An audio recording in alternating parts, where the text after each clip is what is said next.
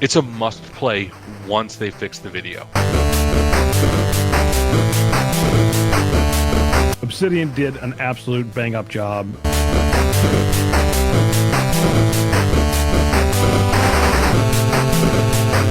I'm totally gonna kind of nerd out a little bit on VR because VR's had just an amazing quarter. Hello, everybody, and welcome back to the theretrorents Retro Gaming Podcast. I am Al. Nick, you can go next. I'm Nick. And we have a special guest today. Introduce yourself, sir. Hey, I'm Lucas. I go by Dreadly. This is Lucas. He's in our SavePoint channel. You've seen him post many times. Kyle, unfortunately, he was going to be with us tonight. Just had some family stuff he had to take care of. One of his kids is sick. And I can totally understand that, because that's why you haven't heard from us in, what, over 2 weeks? 3 weeks? Something like that. Yeah. I mean, we'll get to it when it comes around my turn, but holy shit, the flu sucks ass. We'll start there. But I'm sure you've had much better days than I have, so we'll start with Luke. What have you been doing the past couple weeks? Gaming at all? Man, I don't know if I should admit this. I've been way too deep in Modern Warfare. Oh yeah? I heard it's great. It's not, though. Like, it wants to be, but it's not. So it's one of those games where it's like, hey, this is kind of a shadow of what we used to have. Oh. And then they just drop the ball when it comes to, like, the fit and finish. Really? And yeah, like there's, it's a really valid attempt. Like, they really, really tried, which is awesome. Uh-huh. They broke the mold from what they were doing for the longest time. They really brought it to kind of where it used to be, but it wasn't ready. Like, there's bugs everywhere. It's not even like the play style. Like, the play style changes, which upsets a lot of people. But I'm down with that. It's like, hey, it's a new game, cool. But half the time when you leave a game, it throws you out of the lobby. You got to rejoin or close out of the game. That shit drives me nuts. It implemented crossplay, which is awesome. Like, that's cool. That's one of very the cool. greatest things ever. It's so cool. But if you're on PC, you have to like crash out every other game to get back in your party. All kinds of random bugs. They're still using player-based servers. Oh. So you still run into the lag problem. So it's like, yeah, you're kind of at the mercy of whatever one of the guys has. They got so close. Like, they got to the one, and then they decided to pass. It just didn't work. Oh, it's too bad. Yeah, I heard the campaign was good. Yeah, well, that's the other thing. Like, so the campaign, absolutely amazing. Fantastic campaign. Best Modern Warfare campaign since Modern Warfare 2. Huh? But none of the cutscenes work. The vast majority of people on PC can't watch the cutscenes. What? What? It literally goes into like I'm not even kidding you. It goes into like a slide mode because they just don't work. Wow. I mean, I'm running on a 7700 with a 1080 Ti. Yeah, I was gonna say you have a good machine. I mean, it's not like, oh my god, right now, but I couldn't play cutscenes. It would literally go about a thing, like a scene or two into the cutscenes, and then it would just switch to more of like it just locks up. Like, it just shows you a frame every now and then? Exactly. Like, Ooh. amazing single player campaign. Like, the guys that put their heart and soul into that single player campaign, like, award worthy. It was amazing. Wow. And then on delivery, they just, like I said, once again, they got right to that very end, and it was a great campaign. I mean, it was varied.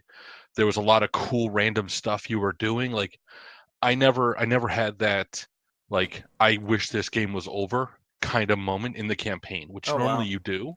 It's a must play once they fix the video. Okay. I'll check it out once it's fixed. Fantastic. Cool. That's awesome. What about you, Nick? What have you been doing? So finally finished up the Outer Worlds. Oh yeah, I'm about halfway through. Oh man, it's so fun. Like, I can't remember the last time I wanted to like immediately want to like go back into the game and start playing in a different version. Yeah, Maybe since Mass Effect 1, perhaps. it's I good. mean, yeah, it is really good, really compelling. It's more. I think there's more dialogue and kind of like trickery options versus straight up shooting. I can see. Yeah, If you're looking for a straight up like more shooter RPG, maybe more longs of like like specifically the Fallouts where you had a lot of shooting and then you had these little moments of talking to people, you might be off put for it by a little yeah, bit. it's kind of flipped around.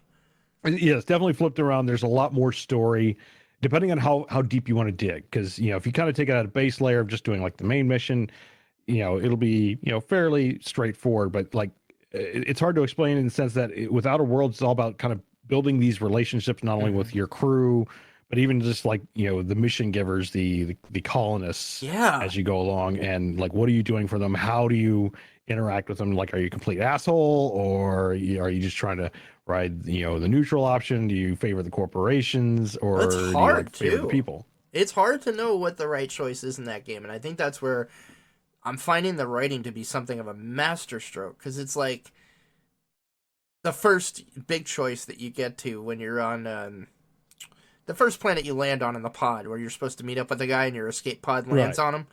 Yeah, which I thought was great. Oh, I like thought it all was these like little bits of humor too. Yeah, there's some funny parts of that game. But like you get to a point where there's a major choice to make, and it's like, the younger freedom fighter in me wants to go with the one group, and it's like, do I help them? Or do I try to convince them to go with the, back to the corporate city? And it's a hard choice. Like, I haven't gotten to making the choice yet, but I can see it coming. And it's just like, I don't know where I'm going to go. I mean, that's just the kind of game this is. And it's also a slightly depressing look at the future. Yeah. It's kind of like the corporate overlords. Yeah, like But welcome to what did I post the one day? It's like, welcome to Planet Walmart. Don't forget to pay your don't forget to pay your burial fees. Wouldn't want to pass that on to your family. yeah, it's just like, oh man, just like all the crazy hijinks, and there's kind of several of those. I call them choice choke points. Yeah, and that you have to decide one way or the other. But I will say there's also like if you dig deep enough before making that decision, you can kind of come up with kind of what I call the neutral option. Like it's not a hard I'm with this group or this group, but it's like, okay, can we meet somewhere in the middle, and you try and talk both sides down into kind of a amicable solution. Planescape Torment, man, all the way. That's what this reminds me of almost immediately. And like the best ending in that game was to take the neutral path. Right. So just interesting. But yeah, Luke, I don't know if you have Game Pass Ultimate. I haven't had it for a while, but then I keep seeing all these games I want to play like drop on it. I'm like, Dude, man, it's worth it. Like It's worth Game it. Pass I so Ultimate. need to pick that up. Yeah, it's definitely on my list. And there's like a special deal going on right now where like you get it for PC for like 3 months for like almost free or something. Well, so just it's you can if you buy it for a year. I think it's like $89 where you get both Xbox Live, Game Pass, and PC Game Pass. And the library is slightly different. Like there's stuff that's just on the PC that's not on the console because it's not on console yet. But the library selection I'd say on both now is really awesome. Like Outer Worlds is on both. The one that Nick and I are talking about. Oh and, yeah. Like, well, so it's on my must play list once I pull myself away from getting shotgunned in the corner. But yeah, so it's absolutely my must play list. There's a bunch of other stuff like Vermintide 2 is on there as well. Fantastic game. Fantastic game. There's what is the zombie game where you actually build your own like you 7 Days to Die. There you go. There's that. There's State of Decay 2. Yeah. It's definitely on my like that might be like, and hopefully Connor doesn't listen to this. Connor's my son, but it might be on our Christmas list. Each of us are getting a connection to that, but don't tell him I said that. It was my Christmas present from the new job. Being a Microsoft subsidiary, I got a year for free. That's kind of cheating, isn't it? I know, it's beautiful. It is. So it is a little scary how many of our games that are looking into the future are kind of taking that Walmart is going to take over the world kind of approach. Yeah.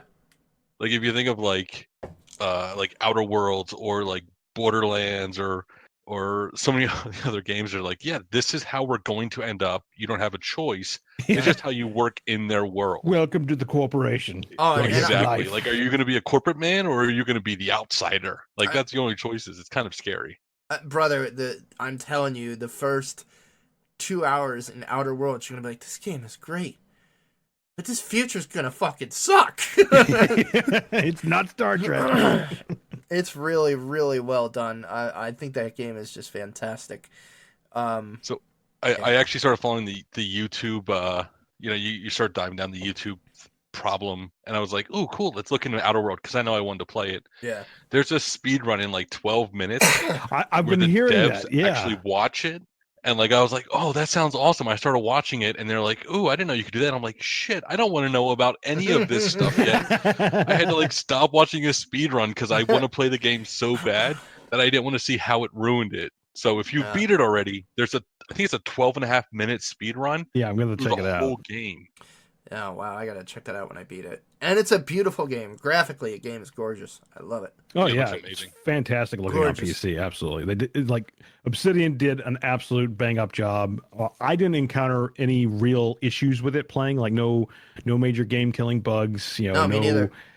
And I've always been like drawing this during my live streams of it. It's like there's no like Fallout level, Bethesda level bugs. Granted, again, and no, it's Obsidian, totally different, but still, this is like the closest equivalent, because they did make Fallout New Vegas, which was kind of buggy. Let's be honest. Initial release of New Vegas was buggy. But yeah, like performed beautifully throughout the entire game. I didn't have any issues, and it was like, yes, finally a good RPG that doesn't crap all over everything, it seems, and it works, and I don't feel like I'm being taken for a ride, and I get to enjoy the ride. Yeah. And you played on PC, right? Yes, PC, yeah. Awesome. Yeah. Obsidian, I'm telling you, they've been doing awesome. Pillars of Eternity was one of my favorite games. The second one is just as good. I'm still working my way through that because that game is massive. And I love that game added pirate ships, so it just gives me more to distract myself with. I mean, I somewhat hate to say this, only because I don't want to like jinx it, but it's like I feel like Obsidian is becoming the new BioWare. BioWare, yeah. Don't do it. Oh man, don't do that. now they're going to be bought up by the corporation and ruined. As Activision buys them tomorrow, right? Exactly. Destroys them. Damn you, Bobby Kotick. But yeah, no, I've been playing some of that, but as far as my own neck of the woods, I got Death Stranding. Yeah. How is that? I absolutely love it. I'm just about to chapter 4, which is probably about 20 hours in. Wow. And I just heard that chapter 4 like opens up a whole new pile of shit that you do and like a whole different section of the game that like quite honestly, like I thought where I was at in chapter 3, like I thought I had seen the majority of the mechanics and I was all right with it. I'm like, you know what? This is fun as shit. I love this whole concept. Like, I'm all in, Kojima. Just take me for your weird fucking roller coaster ride with this baby on my gut.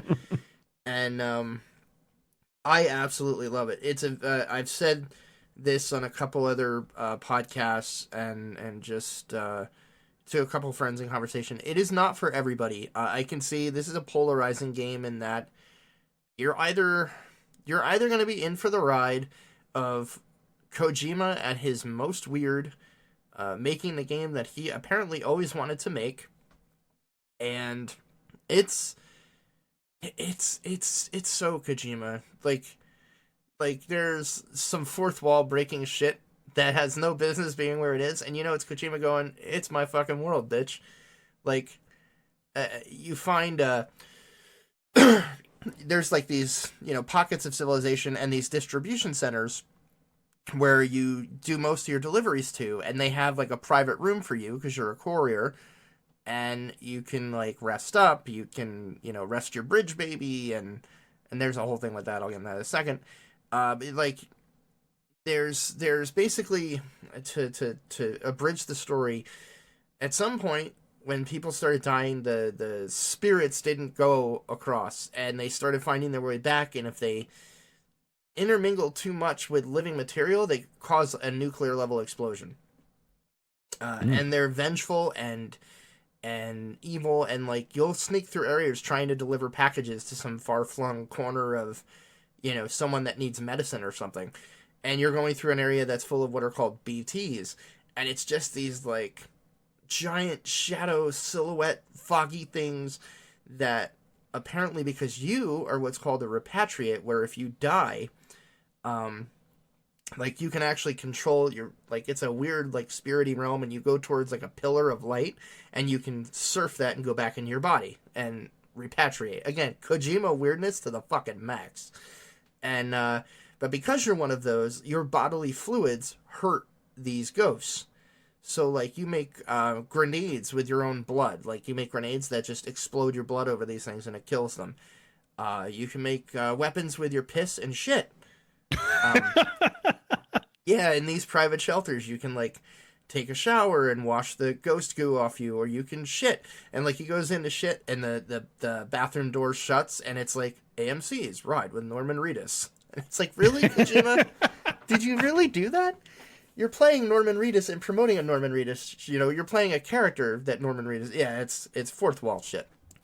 But again, if it sounds weird, it's because it is weird. But the mechanics of it, literally climbing a mountain to get where you have to get, trying not to slip and fall and damage your packages or kill yourself, all the while possibly escaping these ghost things where if they get close to you, this tar, like the ground just turns into like this tar, and these fucking like tar creatures start coming up to try to grab you and pull you in.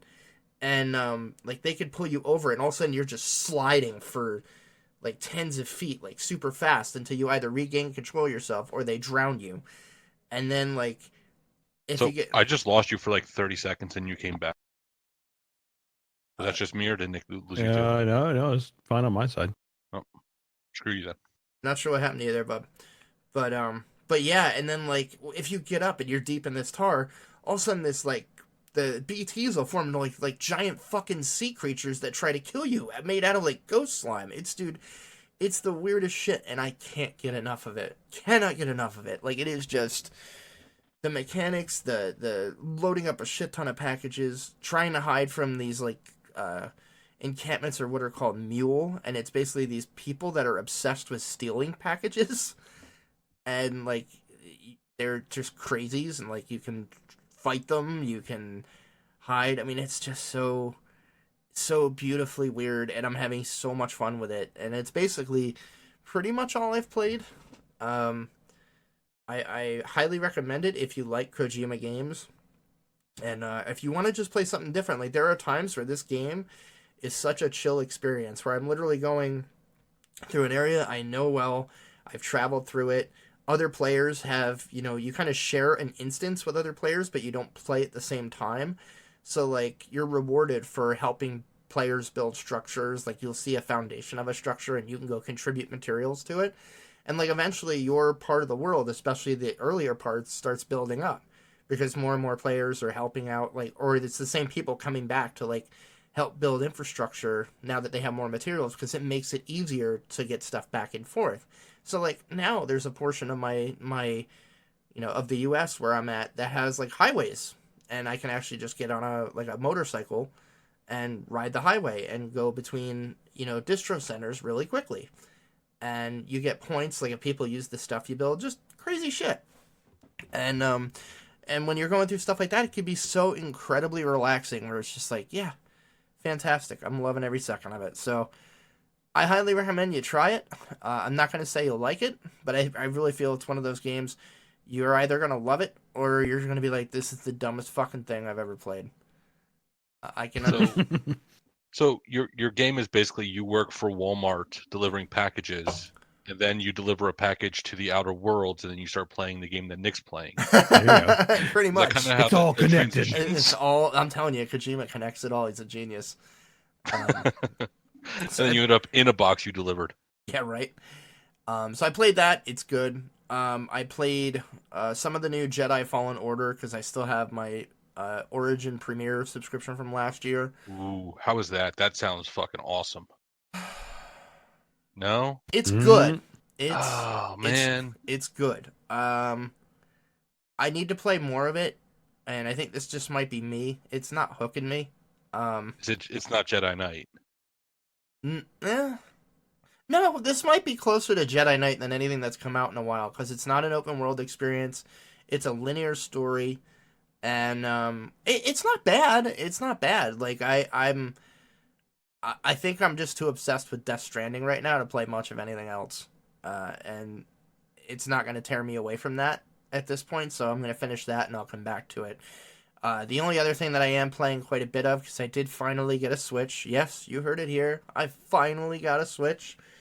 And I've been playing a lot of Pokemon Sword with my brother-in-law.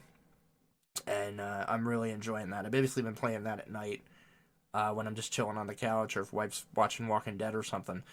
And it's a lot of fun. It's fucking Pokemon, and I haven't played a Pokemon game in a couple of generations, so I'm actually really having a good time with it. Doing the Dynamax raids with other players, and yeah, if you like Pokemon, just get it. It's great. And that's pretty much all I've been playing. Yeah, mainly it's just a lot of Death Stranding. I really, really like that game. And then I'll get back to Outer Worlds, finish that, and then I'll give Jedi Fallen Order a more solid look. Graphically, it's absolutely beautiful. It plays beautiful on the PC. It's wonderful in that regard, and very cinematic in its gameplay. If you feel like you're playing in a Star Wars movie. So that's why I want to give it a fair shake when I'm not like, but I gotta go connect part of Colorado, and I really want to get to that. So, yeah, that's pretty much it. I think that's what we've been playing.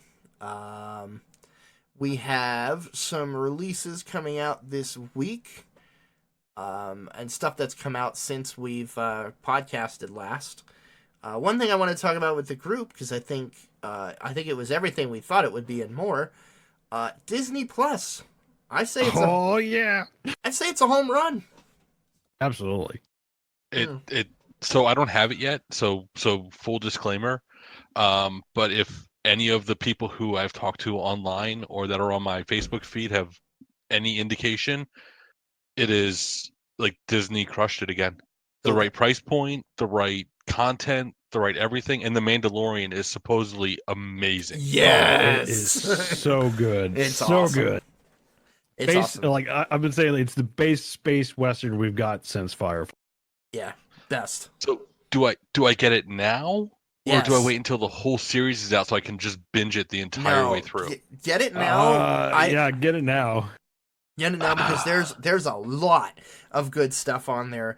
That is also weekly, which was smart on Disney's case, because now they can drip their content out for the entire year.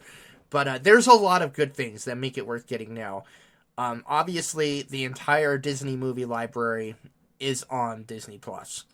I probably watched The Black Cauldron and Willow about 3 times now.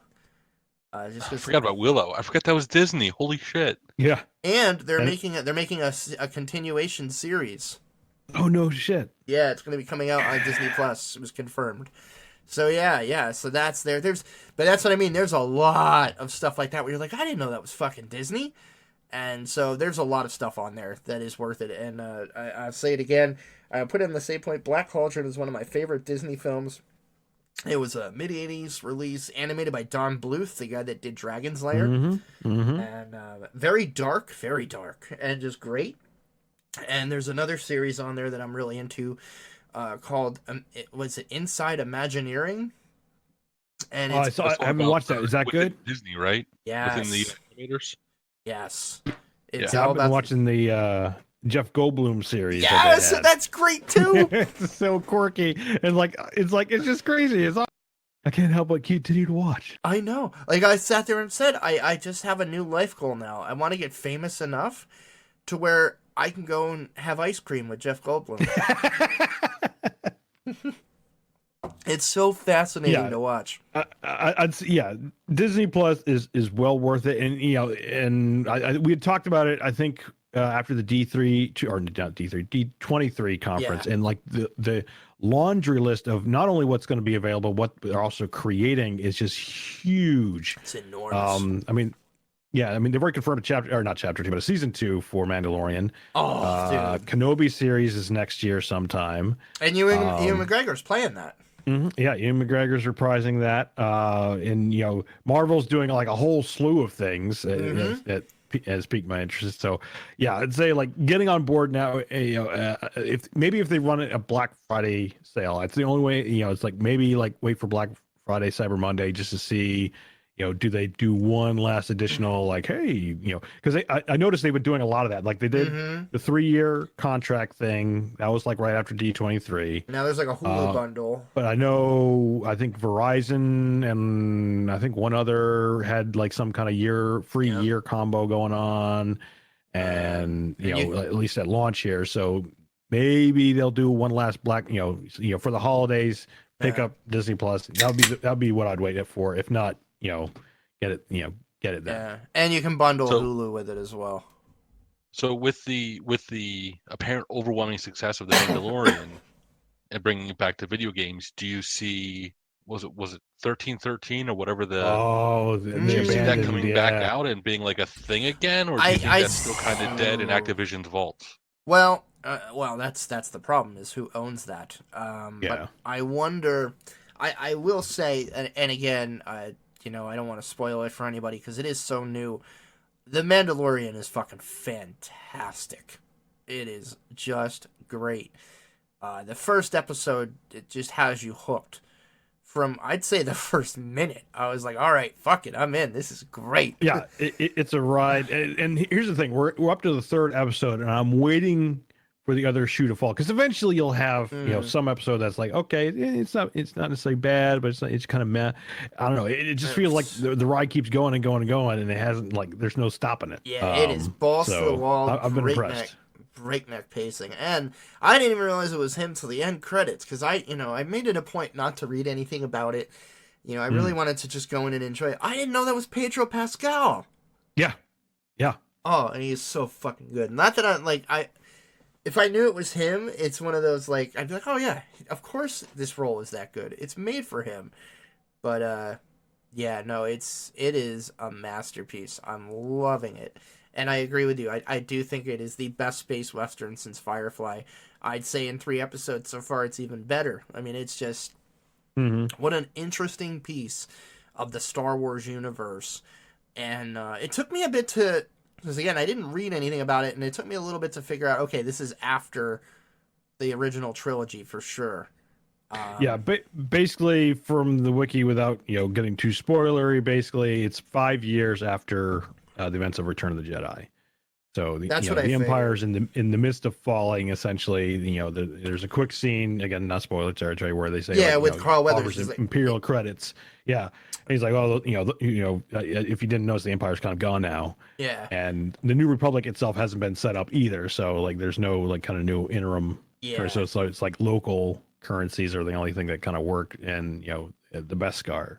Yeah, like what a wonderful time period to explore for a bounty hunter show too. Like the seats of order are all kind of in chaos right now. So it's so rich. The people driving this ship are the ones that should be. It's very, very good. Yeah, I mean, well, it's behind Jon Favreau. I think is the lead. He's the executive producer. I don't know if it's executive, but he's maybe just producer. But yeah, it's like Jon Favreau is like just nailed this. I mean, which is kind of oddly fitting because he kicked off with Iron Man, the whole the Marvel string, and now he's doing the Mandalorian here. Like he kind of has this nerd magic touch, so to speak, of like kicking things off correctly. Yeah, it's fantastic. So is this canon happening between episode what? This would be between Return of the Jedi 6 and 7. Force... Yeah. 6 and 7. So between Return of the Jedi and Force Awakens. Yeah. Because I think Force Awakens is supposed to be 25 years, I think, after Jedi. Yeah. Something like that. Yeah. So this is 5 years after Jedi. So I don't know if we'll ever necessarily get up into like First Order territory, but like you said, it's the perfect time period because I mean, It's you know, wonderful. it truly creates this wild west of the universe type of thing where, like, you know, and we don't know where they're at. Like, they haven't mentioned any planet now. I think that maybe there was one planet name mentioned, maybe like where the bounty was, but Yeah. like we don't know where any of this is at. Like, you know, Yeah, they're not no, dropping this names. is- There's no labels to anything. The only thing I can So- think of is it's somewhere in the Outer Rim. Yeah, he definitely like has an outer rim feel to it. But I'm watching somebody this makes and, an you know, offhand somebody makes an offhand comment when he mentions, oh, those, you know, those are pre-Empire or something. Oh yeah, that ship's pre-Empire, and it's like yeah. and it's like someone made a comment where it was like, oh, you know, this they're not much sway out this way anyway, or something like that, where it was like, okay, this has got to be out in the Outer Rim somewhere. Yeah, it's like it's away from the civilized universe, and the other thing that, you know, especially for the three of us, this felt like, you know, walking back into like Star Wars Galaxies. Yes. Oh my God. Yes. like it's like, okay, I'm watching something from Star Wars Galaxy. Like, I believe this. Like, Yeah. it's just that kind of, you know, Star Wars realism, if you can call it that. Yeah. It's like it's one of the Immersion almost. Yes. Mhm. No, I mean, you remember the first time we got into Galaxies where it was like, this feels like Star Wars. It's totally different. And there's not a person I recognize, but this is Star Wars. And it's exactly that. Like, but the first 5 minutes of that should be a masterclass in cinema. Like, if you're gonna make an action movie or an action show, this is the fucking tempo. This is how you start it. Like, god damn. And initially I thought that thug in the bar was Nick Frost. For a split second, I was like, oh yeah, the opening one. Yeah. I was I know you're talking. is that Nick Frost? No, that's not Nick Frost. This would have No. made it amazing. But no, it's very good. So yeah, that's a big release. Obviously, more game related stuff. The entire Five Nights at Freddy's series is on the Switch. And that's another great one. If you're just looking for like a fun little jump scare game, the Switch is the perfect medium for this game, for one thing. Just the touch screen, the portability. I think Five Nights at Freddy's is going to do really, really well on that.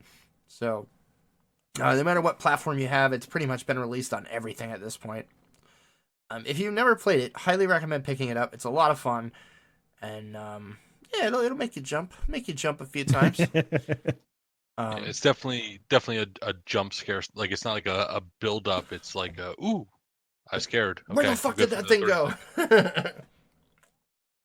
And that wasn't there before. Get out of here, ghosts. Get out of here, you creepy animatronic. Yeah. All right. The next one is yours, Nick. The VR one. Yeah, so coming out December 10th, it's kind of like, you know, they're ramped up there a little bit of advertising, but it's called Boneworks. Holy keeping shit. an eye on. Absolutely. Oh, you seen this? Yes. So it's totally physics based from what I've seen, and basically, you know, with other VRs, like, you can kind of stick your head through things, your arms pass through things in a weird fashion, and, you know, somewhat immersion breaking, but you know, you could say maybe there's limitations to the coding and whatnot. Well, apparently with Boneworks, they're setting up in such a way that everything you interact with, like, you will not be able to put your hand through something just to try and pass. You can't put your head through something. Like, you're gonna bang against like a table, let's say. Because in other words, like, you know, if you kind of step outside your play zone, or whatever, like, you can kind of like go through and, you know, do weird things that maybe your human body can do. But they're setting up in such a way that, yeah, you will be pushing that table instead of like passing through it. And a whole bunch of other things. They had one scene where, like, you're putting on a cybernetic arm, but if you try to like put it on your body, it'll stop on like your stomach or something like that. Like, Really? you know, the arm won't go any further. So it's not like even interacting with your virtual self, so to speak. Nice. So I can black out while tying my virtual shoes too. Yeah, exactly. But like, the gameplay itself looks amazing. Kind of like a whole slew of weapons. Has a very, you know, Half-Life feel to it. And yeah, I think this is definitely worthy of like keeping an eye on. I'm definitely going to be checking it out as soon as it becomes live on December 10th, and going.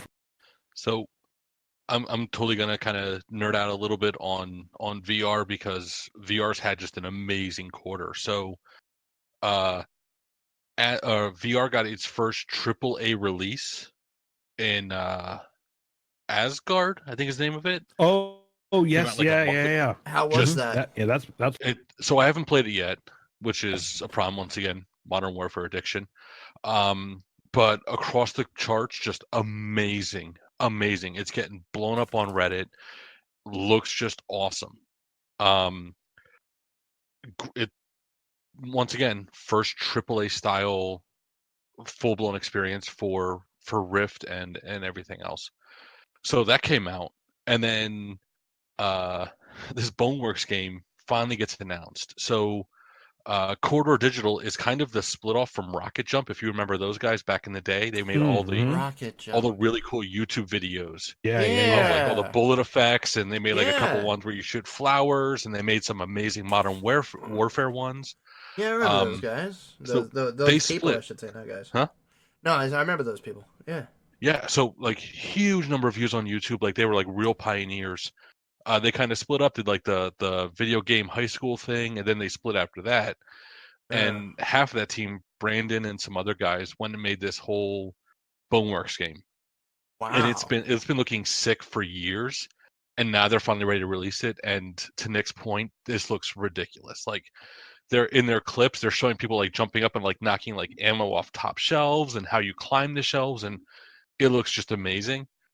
Um, and then on the heels of them finally announcing when this is coming out, the Half-Life trailer. yes, Oh, yeah. Yeah. oh we my got- god, right? Yeah. So We might as well the talk about last that now. We're Half-Life- talking VR. I had it later I in the mean, news, but no, talk about it now. the last Half-Life came out in 2005, and everyone's been Yeah. like, when is Half-Life 3? When is Half-Life 3? And now Valve drops this. The next Half-Life is on VR, and On it VR, looks Yeah. stupidly amazing. Yeah. And like, man, If you if needed you any haven't more experienced proof, VR yet, yeah. if you haven't played it, if you haven't experienced it, find someone that's got it. It Yeah. is, Yeah. it's a different world. I was gonna say that's gonna be the new take on the show. The last, I'd say, 30 or so episodes, I've kept saying I gotta get a Switch. And I've actually mentioned you on the show several times because this is the guy I borrowed the Rift headset for like a month. I borrowed Luke's headset. And Which my kid still won't let me forget. He's like, "You remember when Alan borrowed my headset for a month?" And I'm like, I tell you do." what, I tell you And now what, you have a new one. it is incredible. And now I'm talking about I was trying early generation shit, and I've seen what they've done since. Like the Half-Life game is the perfect footnote. Like if you weren't convinced that VR is here to stay, that it's not a gimmick anymore, that it's not just something that's gonna, phase out in a couple months, you need to look no further than the simple fact that the next Half-Life is gonna be a VR game. It says it all. Yeah, the only so here's the only problem that we have with VR right now. I think from my perspective, we're in that weird, not the sweet spot area. Like we are right on the verge where we're about to cut all the cords like Yeah. correctly, and we've kind of taken a step into that gray area with the Quest, Yeah. but we're not there yet. Not yet. Like the cord sucks. It like, sucks, but that's what I mean. It Like sucks. It's an experience that everyone should still experience. think of it as think of it as every console from It's the Wii, right? It's the Wii version of a console. no or- no Or I the would Xbox One, where it's like it's almost there, but it's not quite the next generation yet. I no I would take it a step back because you made a great point with the cord. Some of the best games were released on that we talk about on this show. Nintendo, Super Nintendo, Genesis, all the way up with the original Xbox and the original PlayStations. I think PS2 even. We didn't see wireless controls until we hit PS3 and Xbox 360, where it was a standard part of the system. And I think what you're looking at now is VR has finally gotten to like its PS1 Xbox phase. Well, they're getting to the point now where they can kind of sever that cord. But it's not going anywhere. Like I think that's what I'm getting at. I don't think VR has had such a home run this year. Like you said, hell, this quarter has been fucking phenomenal for VR. And that's what I mean in that it's not a gimmick. It's not perfect. It's got a long way to go. I mean, just compare Xbox One to the original Xbox, or PlayStation 4 to the original PlayStation. There's a long way for VR to go, but the fact is it's going to go down that road. It's not going to disappear. Yeah, so I would almost so exactly your point. So it's close enough that I think if you buy in now, you will not be disappointed. Hell no. I still swear that the 15 greatest minutes of gaming for me in the last 20 years was when I threw that headset on and I played Robo Recall. It's just I've heard good things about that. Yes. I gotta check that out, dude. It's amazing. It's just a different experience where you're just like, this is a whole different world. This is a new way to game. Like my brother-in-law, I think I mentioned it, Luke, because I talked about it the week after I borrowed your Rift. We played that. You brought it over. That's what you kind of introduced us to VR on. Yep. And my brother-in-law Ross was here, and when he got done playing it and he took the headset off, he's like, that is the fucking future. Like, that is the greatest video game experience I've ever fucking had. And he is an all-day, everyday gamer. I was there for that. Like, that's when we actually hooked it all up and he played it, and it was like, at the end of the day, it was just like he played for what, 10 minutes? Yeah, like 15 minutes. And it's that transformative of an experience. Yeah. I think I think the best like translation for it to anyone who hasn't experienced it would be going from gaming on like the old school 21-inch CRT in your bedroom, and then you switch to playing on a 72-inch console, like a 72-inch LCD TV. Yes. Suddenly you're like, oh my God, I feel like I'm in the game. Obviously, when you bought that TV, it wasn't the like, oh my God, it wasn't the end state, but it was really amazing. Mm-hmm. That's where VR is right now. And you know what? It's so close, and it's definitely worth it. You know what? One of my favorite experiences was on VR. Not just the games. Sitting back in my reclining gaming chair, watching Braveheart on Prime, on the equivalent of what would have been an IMAX movie theater. Yep. Or so you can also throw up like different like TV screens. So if anyone remembers the amazing scene from Back to the Future, where he's like, show me channels 65, 38, whenever he's got like 8 screens, you can do that. And it's ridiculous. Like, I've done that with watching football games, and I'll have like 6 different games on, and it's just a matter of what you look at. You can watch. And you're just sitting there, you're like, I feel like I'm in my chair, but in my mind, I'm sitting in this like floating easy chair with my legs up, and I've got 600-inch TVs. It's wild. It's an immersive experience that, unless you actually experience it, you can't describe it. And you can't describe it. Everyone now is on the same page, because I mean, the new Half-Life. I mean, how do you go, hey, we haven't released a new game in 13 years. This is the market we want to hit. Here's the new Half-Life. Yeah. Not only that, this is the market they're shooting for. I mean, well, it's also like, if you notice, every time or not Half-Life, but every time Steam releases a game, period, they're promoting some kind of tech, whether it be software-wise or even hardware. So I'm wondering if we might see something also kind of in the sidelines from their VR side that, kind of help promote this too. Like, are we going to see potentially a wireless thing or something? I think so. I think we're going to see something. So they have to, right? So Facebook and Oculus just launched the Quest, which initially was like a VR Lite. From what I've heard, though, it's pretty good. Well, they updated it, right? So so it initially released and it was like, eh. Then they released an update and it was like, this is better. So if Valve wants to keep up with that, they've got to have something new coming out, and it's got to be soon-ish, because I mean, you look Facebook's moving hard. This is March, right? Yeah, Facebook's moving hard on that. They are, and it's great. It's great. But for the sake of time, I want to cruise us over to the news, and we'll talk about tech that's not working. That I predicted, and I don't want to sound like one of those smug assholes, But I think Wait, are you saying that Stadia is not a success? Come on. dude, I've been saying this for months. Like they We haven't. both have. Yeah, you have too. Like they haven't shown E- much, and Everyone had, like, and the world was like, Google, you're stupid. They're like, no, we're gonna do it.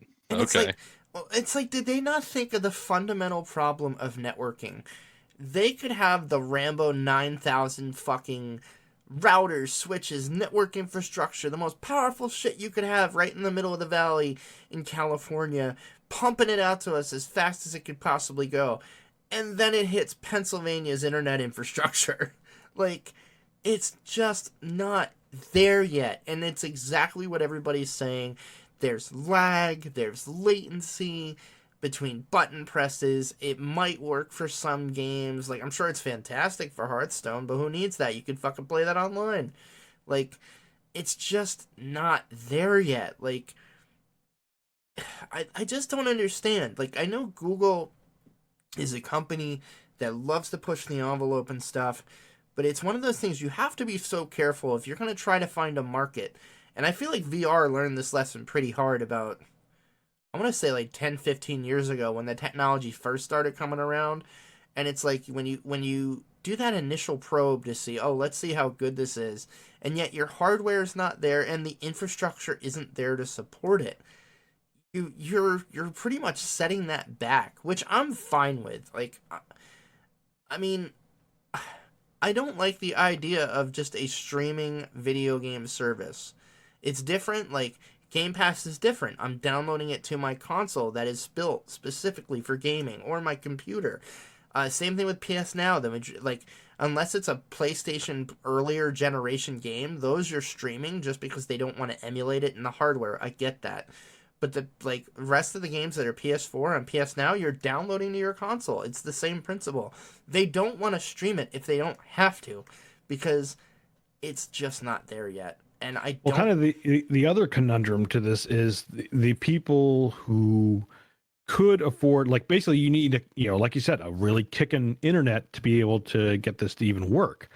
People who can afford that probably already have machines and rigs and and/or consoles that can play on this anyway. And to your point, it's like the subscription service via like Game Pass Live, and we got the EA thing, and like everyone's doing their download subscription. That's so much more enticing than a service that download and you can play. The hardware's on their side, and you just simply play it on yours, type of thing. And So yeah, so let me throw out as the opposite voice. So I disagree. I think that how to say this? So first of all, they're not there yet. I completely agree. However, there is an absolutely insanely huge market and an insanely huge need for them to do what they do. I get So that. if Al, you've got 3 kids. hmm You give it 10 years, you've got to buy 3 machines that are performing on a yearly basis, or your kid gets smoked in Fortnite. And then I have to diss on them because they play Fortnite. But that's not the point. But I mean, when you get to that point where you can broadcast the game and they can all play it on the same level, it's a world of difference. So I don't know if you I guys watch agree with Linus Tech you. Tips at all. And I don't want to give a shout out to other channels and stuff, but they No, did no, a no, really, really no. Hold on. I'm all for that on here, so please do so. okay. So I mean, everyone knows it. Like, it's not an affiliate link or anything. I just watched their video, but they did a recent video on how much of a difference a 60 hertz, a 144 hertz, and a 240, I think it's 240 hertz monitor makes when you're playing games like Counter Strike and Overwatch. And they had some professionals on there who actually play these games for a living. Yeah. And the difference in how much skill you can buy is ridiculous. hmm So if they can actually merge that skill point and go, everyone plays on our servers, But this is all here's, you have, but your that's a example, world of difference. They're just not anywhere near there yet. but the example you're However, using with Hertz, that is a specific to the hardware you're viewing with. no, I agree. I'm just using it as an example. Okay. However, on the internet side, I have friends on the West Coast who are getting 1 gig up and down for what I'm paying for 50 up or Oh yeah, no, 50 down and 5 up for. I know They're paying less or the same I've made across the board. I've made that point on So, here many oh yeah, times. it's an amazing, like, they're not there yet, and but that's man, do I hope they get there, because I Oh, would yeah. love to be in that world where everyone's playing on an equal footing, and I know if you beat me, it's because you're just better than me.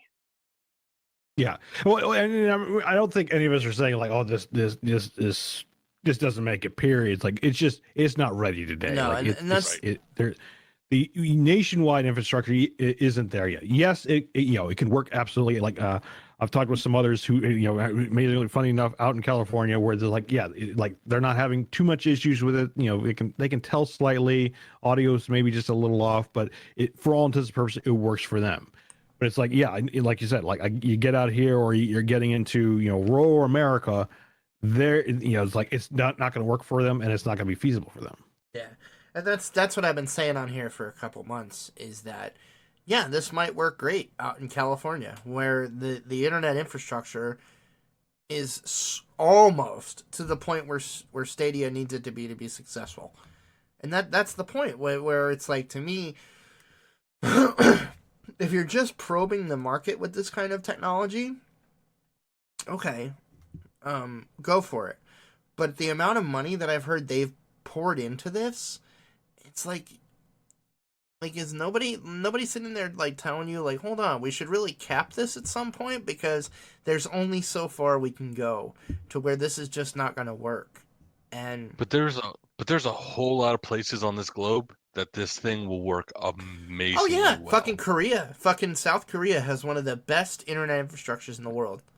Japan, France, UK, like it'll work perfectly. Like there's a lot of areas that this kind of a technology will really work amazingly well, and I'm sure NVIDIA doesn't like that. I bet they don't. But yeah, so I mean, we'll see. I mean, I don't know. This is one of those, like, I hope you guys have the best of luck because this is something we need. It's a game changer if it works. On the launch. Exactly. Yeah. Yeah. That's what I mean. I feel like they'd launch this too soon. At least for now, it's just not there yet. But yeah, I mean, I think we're probably saying things that have already been said.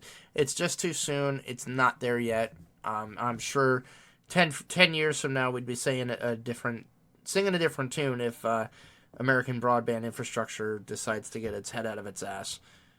Which, I hope so. I don't know. I don't see it happening. But we'll see. Although, no, I can't say that.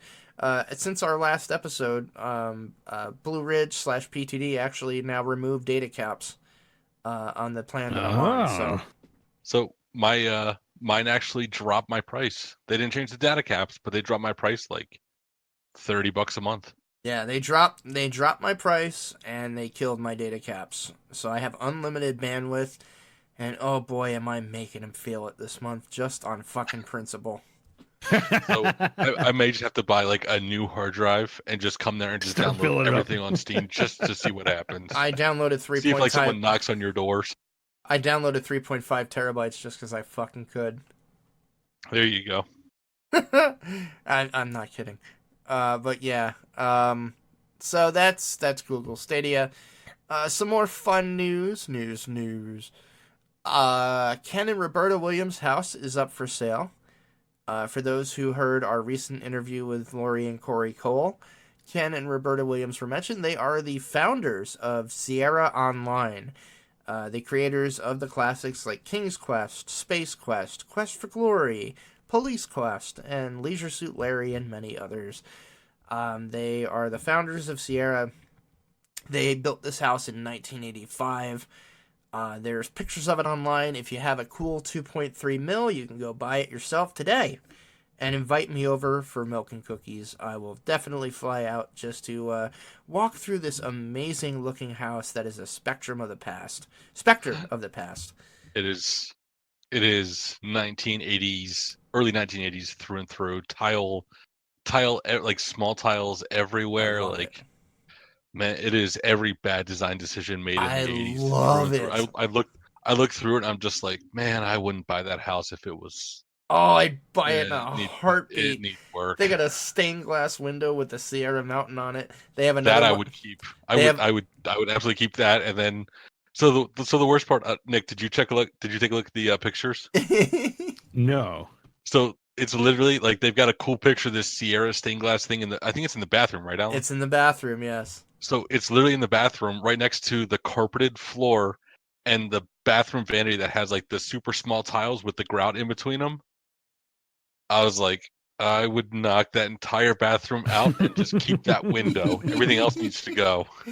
Oh, it's so great though. They have another stained glass window with the Apple logo and then a bunch of Sierra characters in it. I just pasted the link in our Discord.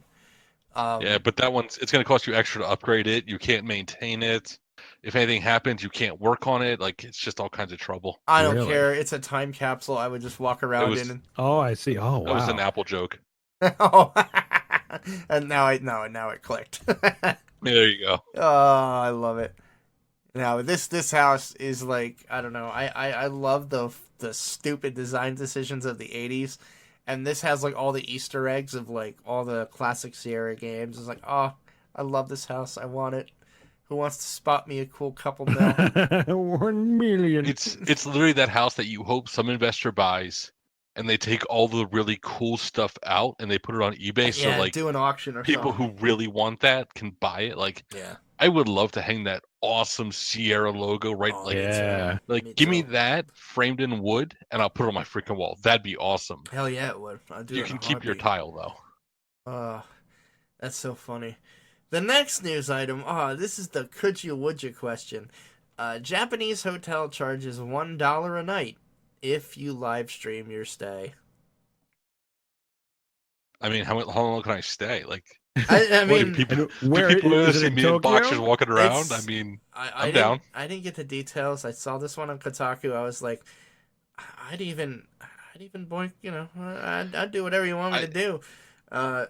You're looking at $30 a month rent. I've got a feeling they have some standards, and those standards are way above us. Yeah, I was gonna say it's $1 a night. Look, I'm 30, late 30s, and fat and old, so I'll do whatever you want on camera. I got no shame. If I'm there for business, no, I'm only kidding, sort of. But yeah, I mean, as long as I don't have to shave. If they make me shave on camera, like, oh, we've got a problem. see, that's Japan, and they might be into that shit. I don't know. Like, Well, I mean, my beard. Like anything else, all right, cool, I'm down. But you don't touch the beard. Yeah. I'd be curious on how comfortable it is. How big this are? Are we talking like the tube hotels, Yes, or is it a roach motel? like a proper room size? It's like, hey, Nick's asking the smart questions. We're like, well, I mean, what do I have to do on camera? Nick's It's like sleep in a coffin. it's like I don't think the dollar's worth it. I'd rather sleep in a comfy bed. I love this boat, Joe Rogan. It's so comfy in here.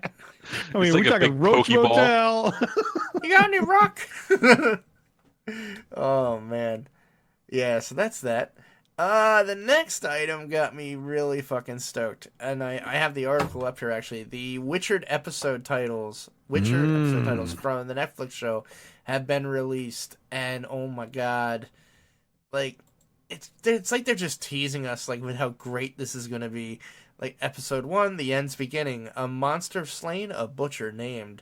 That's obviously going into Geralt's past, the butcher past that's in the books. So you can tell they're definitely pulling from the books. They're going to be faithful to the books at least to some degree. And Dandelion is obviously episode 5. A fateful meeting. A bard is maimed. So throwing that out there, going way back to the beginning of the conversation, I believe The Witcher 3 is getting released on Game Pass next month. Is it really?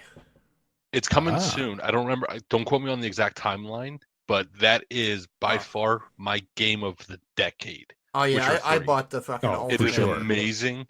If you haven't played it, oh my god, great. take a week off work. Well, take at least 3 days I was in a gonna say long weekend. you're gonna need more than a And- week if you have the Ultimate Edition. That's what I'm looking Greatest forward to, game of the Cyberpunk. decade. Well, yeah, but that's not coming out till next year, I right? So know, that could be I the know. 2020 That's true. Yeah, there you go. The game of the next decade. Yes. Plus, it's got Keanu in it, so I mean, he needs guns. That's How do right. you go wrong with that? Right. And he knows kung fu. I know Kung Fu. And for the last time, no, you don't. You're breathtaking. Good old Celebrity Jeopardy What if he reference makes there. the jump? You know, everyone who hasn't seen The Matrix right now is going, "What the fuck are they talking about?" What are these old geese you talking about? Or in my If case, you haven't seen it, you need to watch at least through the part where they make all the guns appear out of nowhere. Or And then after that, you can pass out. It's cool. Or in my case, Celebrity Jeopardy. I know Kung Fu. For the last time, no, you don't. Oh, those were classics. Did nobody watch SNL Celebrity Jeopardy? Saturday Night Live, Celebrity Jeopardy? Yeah. So I don't know if this is in your news story, or I think it was like actually while you were dying of 180 fever, but you saw the guy from the final Jeopardy actually wrote like, "We wish you well, Alex." Yeah, moved him to tears. You can see him like kind of direct that is, kind of like getting choked up a little bit. It's like, oh man. Wow, yeah, end of an era. It really is, man. Yeah, I know we grew up with that shit. I mean, I know it's been on longer than us. In 15 years, it won't even be memes anymore. Like, how messed up is that? Like, yeah, it's just weird. It's weird, man, when you start thinking about the shit that that was like a lexicon for us is on its way out. I don't know. Maybe that's why our show and many others like us have so much relevance. People are like, I ain't letting this shit go yet. Yeah, no, that was touching. It's just weird. So in relation to that, totally not bragging, but my kid's 13 and he is more stoked for Half-Life than I am, and he knows way more about the everything about it than I do. So I'm like, these old games, they're relevant, man. Yeah, they're moving forward. They're relevant. And it's kind of funny, like when Kingdom Hearts was releasing, we talked about it on here. It was one of Amber's favorite game series. So when we were nearing the time where Kingdom Hearts was finally releasing, and they're showing more trailers, and we're getting closer to the release date, she's getting more and more excited. And they released like that final trailer where it's like you saw Elsa from Frozen, and the kids are flipping out. And they're like, "It's like, Mom, I can't wait to play this one." And Amber's like, "Well, you're gonna have to fucking sit down and wait because I've been waiting 14 years for this shit." I mean, how cool is that though? Like, it's awesome. Like, awesome. I've got the next generation of gamer like right behind me. Oh yeah, and they're playing the old shit too. Like that's super cool. Oh yeah, they were playing. Paige and me were playing Yoshi's Island with the Switch. I got the online thing, and you get the Super Nintendo and Nintendo Classics, and so they were playing Super Mario 2 Yoshi's Island and having a blast. It's like shit. Yeah, I was probably 10 years older than you when that shit came out. So now you give her Battletoads.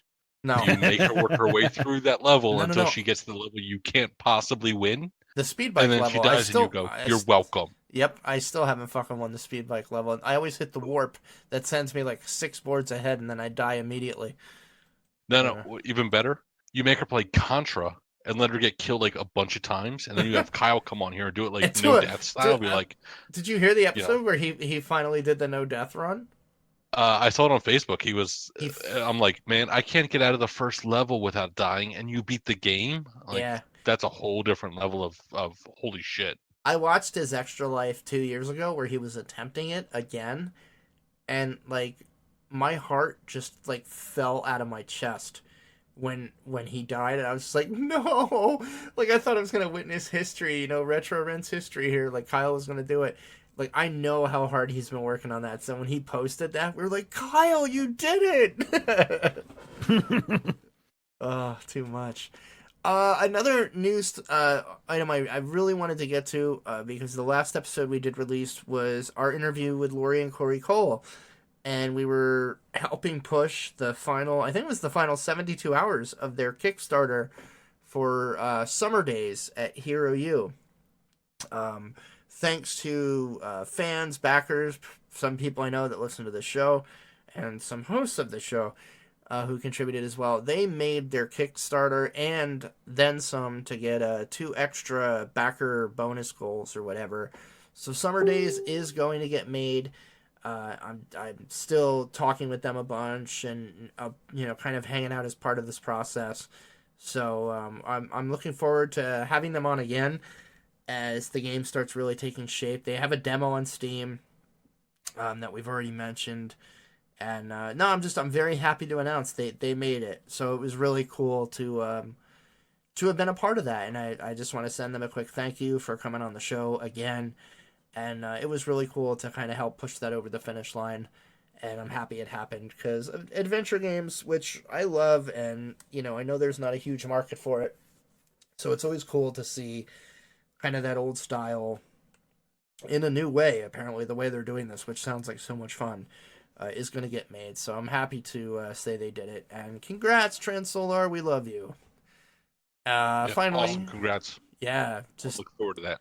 Oh, hell yeah. Me too. I love, and they just unabashedly make those classic adventure games without the frustrating cat mustache puzzles.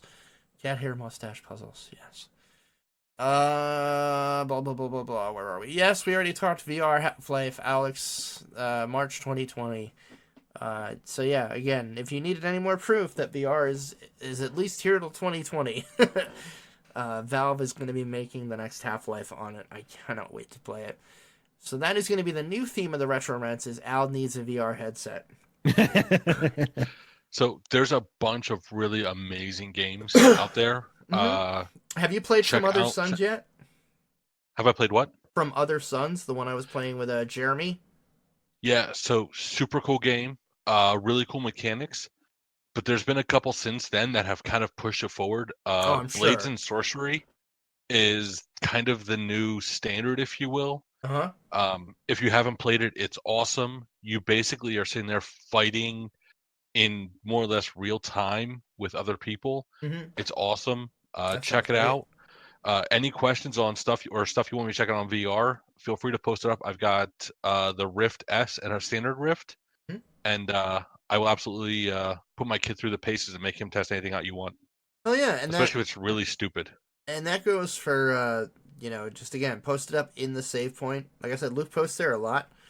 He comments a lot, and he's definitely. I put him and Jeremy, who also posts in there, and Nick. Now that he's gotten a headset and has been posting a lot of VR stuff. Check with the three of them. I'd say they've really got a solid handle on the VR market and what's out there and what's good and what's to be avoided. I still promote that if you want to get exercise, Creed VR is fucking phenomenal to make you sweat. Man, any VR. There's so many times where, like, at the end of the day, I'm just like, and Nick, you're probably in the same boat. I'm like, man, I'm looking at this headset sitting on my desk, and I'm just like, nah, I'm too fat to play that.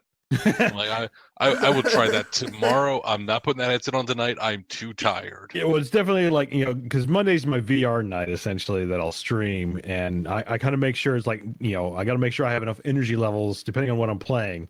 But yeah, like I did, there was a Super Hot VR came out just the other week for Viveport.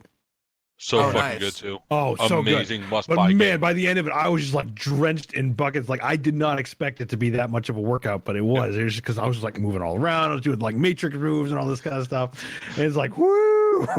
So, Super Hot's the game where at the end of the day, you're like, oh, that was so much fun, and then you take a step and you're like, wait, why does my lowered left back hurt? Yeah, like, you think back, you're like, oh yeah, I kind of fell over when I was dodging that shotgun blast.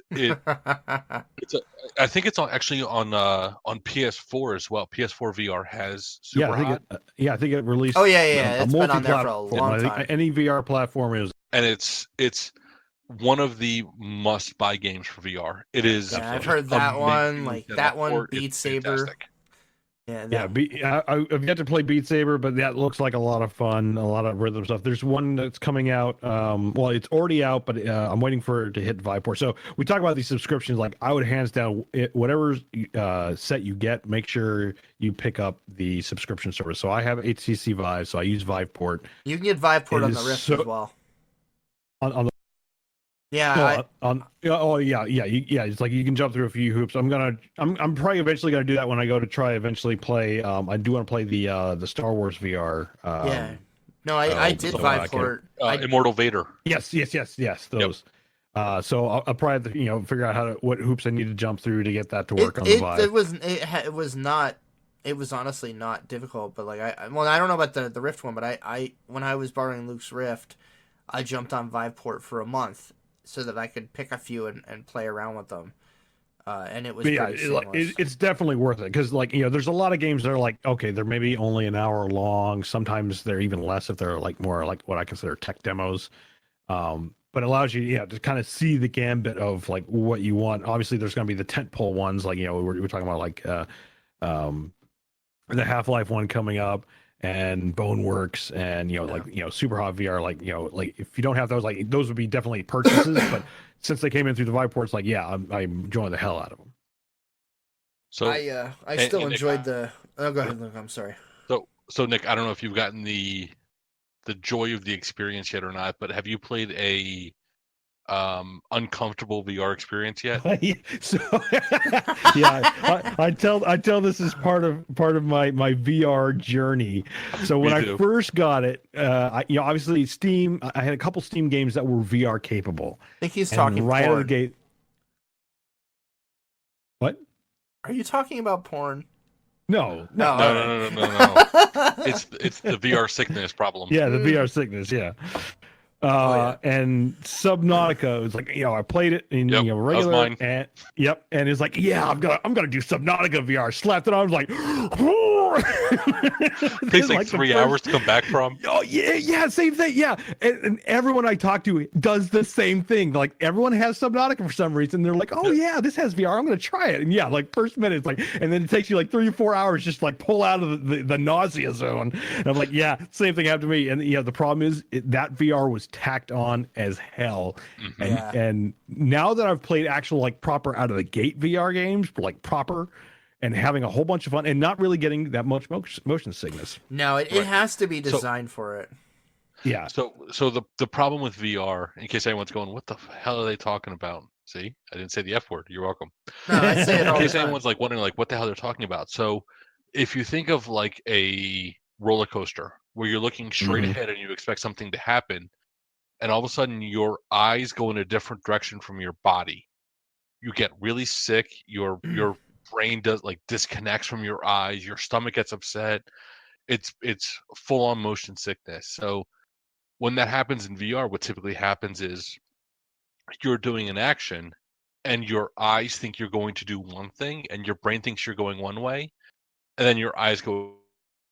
So it can happen a couple different ways. So there's a NASA one as well, like you're on the space station, which was my kind of like, oh my god, this is terrible kind of thing. And you're holding onto a wall, and you're holding strongly on this wall, and all of a sudden the camera just moves. Yeah, moves on. So basically, your head goes the opposite direction, but you're still holding on this wall, and you get super motion sick.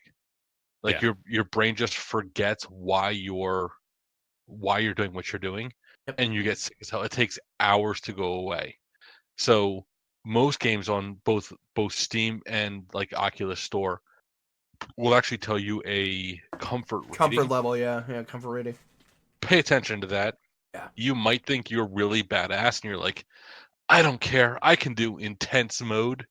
Take it from 3 hours on the couch from me. You can't until you work your way up there. It will mess you up. Oh yeah, and it's very much it's like a muscle, like because I'm playing enough now where I can tell, like, okay, yeah, like out of the gate this would have got me last time, but like like playing, I think it was Super Hot VR. It's like I walked through the whole thing like not an inch of ounce of motion sickness. Whereas like other games, like there'd be like a twinge of it, but it wasn't never enough to like send me over. But again, it was a muscle. You just had to keep doing it. Doing small session. Never like try to force your way through. Yeah, I'd say start small. Like do it in like 20-minute clips. Yeah, exactly. And look games that have teleportation. Yes. Your brain doesn't care about teleporting. Yeah, no, like it's where like walking. It's like think like the old adventure games, because I remember having to get used to this too on computer with just like a monitor, like where it was like you would hit up and you would go a full grid square, not a smooth transition, but a grid square was just like snap, snap, snap, and that makes it easier for you to get used to, because like right around the end of the time I had your headset, Luke, Ace Combat 6 came out. Oh no. That had a VR component. No, you didn't. You did. Oh, I did. And it ended with diarrhea. No. I don't know if I can blame it on it's supposed to come out the other spot, man. Oh, it came out both. Well, that was the awkward part. Thankfully, we keep a bucket right near the toilet just to throw out miscellaneous garbage, because it was one of those like simultaneous. Oh my god! And yeah, no, it. I think that was tacked on just because VR was getting big at that point. Or maybe that's exactly how I would react if I was put into the cockpit of an F-16. I probably would shit and puke myself. Just comes out. Most of the time when I see the videos, it comes out of one hole, not both. Just saying. Well, I might have been a little hungover, so that didn't help. Jeez. Do not play VR when you're hungover. Drunk is no. fine. Hungover, drunk is great. No. I fucking played drunk the one night when I had your Oh, it's headset. awesome. It was awesome. Until you wake up, you still have the headset on. You're just like, wait, where am I? I don't know, but I got a fucking huge TV. I'm loving this. Fell asleep watching Braveheart again in the movie theater. God damn it. So either way, VR is amazing. Oh, it's awesome. It's absolutely worth a check out, especially with Black Friday coming up. You're probably going to see the that's a good the original Vives, the CV1s. I think it's CV1. Do your research. The controllers are the big difference. But no matter what you get into, if you have kids, your kids will love it. There's like some like don't have kids under 10 playing it. That's stupid. Ignore that shit. And yeah, it's absolutely worth a ride. Yeah. It will revolutionize the way you look at video games. You'll never look at it the same way again. It'll be like the first time you played like an awesome console or an awesome computer game where you were like, holy shit, this has It's like changed. the first time you walked into arcade and you picked up those little blasters in like Hall of the Dead or Mad Dog McCree, it's like that. Yeah, where it's like, oh my god, this is a whole new way to game. And on that note, everybody, I think we will start wrapping this one up. We still need to pick a SavePoint game of the month. Maybe we'll do that. Maybe we'll do that now. Let's think of something that everybody can get a hold of. Either it's on a Game Pass subscription, or you know what? Maybe we'll go with the future. Because you said this is probably coming out in a month or so. Let's make the game of the month. We'll call it maybe the game of 2 months, because that seems to be what these round out to be. Let's make it The Witcher 3. I think at this point... that's not fair for a month. I mean, that's a life decision. Yeah, that's what I'm saying. Maybe we'll do it for 2 months. We'll set the next game of the whatever... Take it into the new year. We'll take it. Yeah, you know what? Let's take it into the new year. That's a great choice. The main reason being is you could pretty much get this for dirt cheap on every console at this point, even the Switch. Yep. It's on sale on Humble as well, and I think Steam's dropping the price also. So you should be in the 10 to 15 range, especially coming up with Black Friday. But it's a must play. Absolutely. On any console. It's on every console as far as I know. And it is an absolutely, especially if you have a PC that can max it out. Oh my god, does that game look fucking breathtaking. But it's also just a very, very good game, especially if you like folklore and monster folklore, myths and legends and shit like that. It is really, really good. Cannot recommend it enough. And with the new Netflix show coming in the near future, what a better way to get ready for it than play through The Witcher 3. So... very good, fellas. That will be our new game of the month. We do not have any voicemails. I leave that on my own shoulders just because I did not get a question of the bye week out. I hinted at it earlier. Like, we literally had the flu in my entire household. It went from kid to wife to baby to then the kid and me. And if you've ever had a baby with flu... you pretty much have a good viewpoint of where you're going to go if there is an afterlife and you've been a piece of shit. It's just fucking hell. It was awful. So yeah, it's why we've kind of been out of action for a couple of weeks. And if I wasn't taking care of somebody sick, I got sick myself. We are kind of finally all back on our feet. And thank you to all of you in the community, from, the Talking Place at Los's, Los and the gang, Mike and the Bad Fodder Figures, Jeremy, Eric, Matt, all y'all that reached out, even, Denny from the Tap the Craft Brewing. I really appreciate all the well wishes, just from everybody in general that reached out and was just thinking of us during that time. It really sucked.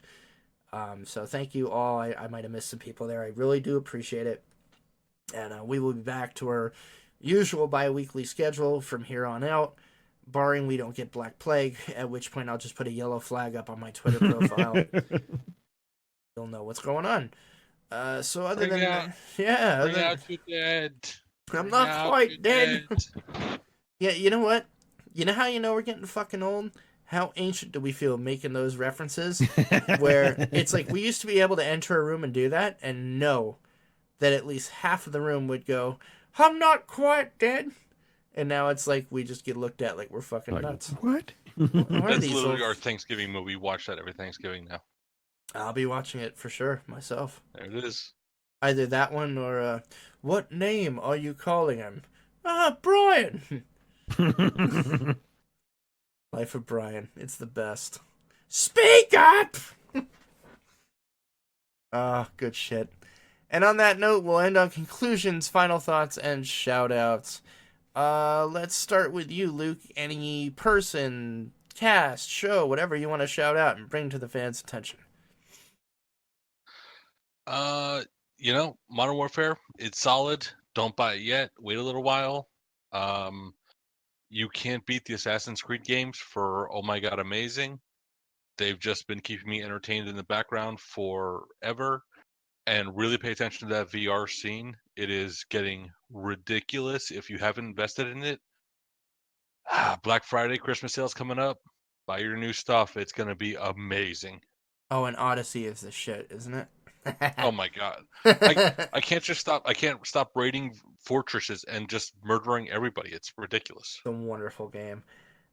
Nick, how about you? Shoutouts. Are you streaming anything? Anything to promote? Nothing really much on that front. Again, having a blast with Mandalorian. Go get Disney Plus. So be a show for Disney. I'll show for Disney any day. They fucking knocked this out of the park. On my end, obviously, big shout out to the fans. Thank you, everybody who listens and pushes the show. We appreciate it wholeheartedly. Shout out to Luke. Thank you for literally joining on fucking 2 minutes notice, because I hadn't heard from Nick. And literally, Luke goes, I'm going to go get my headset. And all of a sudden, Nick's like, oh yeah, we're on tonight. I'm like, wait, I get to just bullshit about computer games for an hour? I'm like, I'm down. That's like every other night. So I'm in. Yeah, no, and this is pretty much what we do every 2 weeks.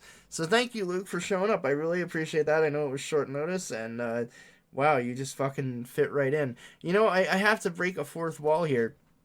Luke and I did record an episode like a year ago, completely drunk off our asses, just talking video games and all that. But this is why you don't do these things when you're drunk. I had it recording through the wrong microphone that was sitting next to my speaker, and you could barely hear Luke. And it sounded like he was calling me on one of those old phones from the 1910s where they had to crank the wheel first. And, like, you could hear them in the middle of a storm. Where it's like, what? Your aunt Elsa has cancer? Oh, you just saw Prancer. That's wonderful. Like, it's just, yeah, it was not good. So it was actually good to really get you on here. And if I remember correctly, that was the inaugural and only episode of what the hell do we call it? Al loves everything and Luke hates everything. Yes, something like that. Yeah, Al loves everything, Luke hates the rest, or something like that. It was something to that effect. I basically go, the game you played was shit. The game I played was shit. Stop talking it up. And we were. Oh, what the hell? We were playing like some Canadian, like it was like a Canadian game where you had like a Death Road to Canada. There you go. That one. Death Road like, this Canada. game is terrible. It wouldn't have been good in like 1990. And you're I like, it's loved amazing. That game. It was stupid. It was terrible, and it should never be played by anyone. Maybe we'll start that up someday. But thank you so much for coming on. We'll shout out to our pals, the Everyday Gamers. And then, of course, Bad Fodder Figures, Mike, Matt, Jeremy, Eric. I missed your fucking call-in by like 30 minutes, apparently, because you guys did early today. But yeah, great show over there at Bad Fodder Figures, FODDER. I listen to them every week. They're hysterical. And I usually call in every week as well, just because they're just such a fun group to interact with. Oh, Matt! Did I forget Matt? Mike, Matt, Jeremy, Eric? I don't know. I can't forget Devious Mr. Matt if I did. It's just been a fucking long week, brother. I apologize. Also, Married to the Gamers. Married to the Games, sorry. Not Married to the Gamers. Although, I don't know. If y'all want to marry Luke, he might be up for it. No, I'm only kidding. I mean, you can watch me for $1 an hour in Japan, so... That's what I'm saying. Let's go to the hotel. We'll just fucking marry... fucking marry everybody. 3 days, I get a new game. Yeah. I'm down. Yeah, it's fucking couple weeks. We got this.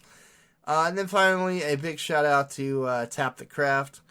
Denny and the gang over there, if you like home brewing, if you're interested in home brewing, or more importantly, just if you're interested in beer, they actually just released a great 2 episodes, kind of like 2-part episodes on the history of beer. And it was really, really well done, Denny. So I wanted to give you a shout out for that.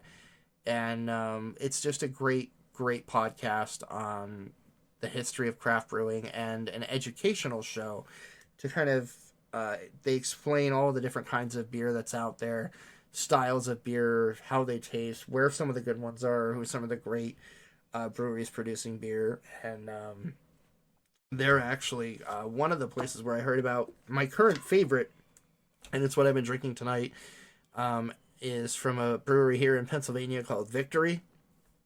They have a fantastic varietal. And actually, this brings up another subject, kind of a mini shout out here.